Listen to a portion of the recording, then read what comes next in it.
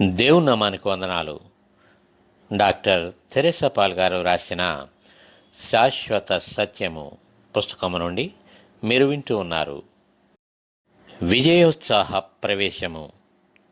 వారు యెరూషలేమునకు సమీపించి ఒలీవ చెట్ల కొండ దగ్గరకు వచ్చినప్పుడు యేసు తన శిష్యులలో ఇద్దరిని చూచి, మీ ఎదుటనున్న గ్రామమునకు వెళ్ళుడి. వెళ్ళగానే కట్టబడి ఉన్న యొక్క గాడిదయు దానితోనున్న యొక్క గాడిద పిల్లయు మీకు కనబడును. వాటిని విప్పి నా యొద్దకు తోలుకొని రండి.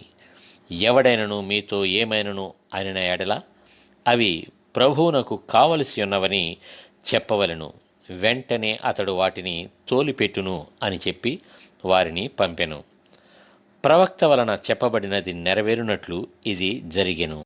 అదేమనగా, ఇదిగో, నీ రాజు సాత్వికుడై గాడిదను భారవాహక పశువు పిల్ల అయిన చిన్న గాడిదను ఎక్కి నీ యొద్దకు వచ్చుచున్నాడని సియోను కుమారితో చెప్పుడి అనునది.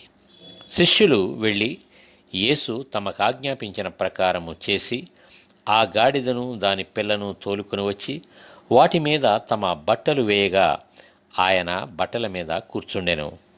జనసమూహములోను అనేకులు తమ బట్టలు దారి పొడుగున పరచిరి. కొందరు చెట్ల కొమ్మలు నరికి దారి పొడుగున పరచిరి. జనసమూహములలో ఆయనకు ముందు వెళ్ళుచుండిన వారును వెనుక వచ్చుచుండిన వారును, దావీదు కుమారునికి జయము, ప్రభువు పేరట వచ్చువాడు స్తుతింపబడునుగాక, సర్వోన్నతమైన స్థలములలో జయము అని కేకలు వేయుచుండిరి. ఆయన యెరూషలేములోనికి వచ్చినప్పుడు పట్టణమంతయు ఈయన ఎవరో అని కలవరపడెను. జనసమూహము ఈయన గలిలయలోని నజరేతు వాడగు ప్రవక్త అయిన యేసు అని చెప్పిరి. మత్తయి సువార్త 21వ అధ్యాయం.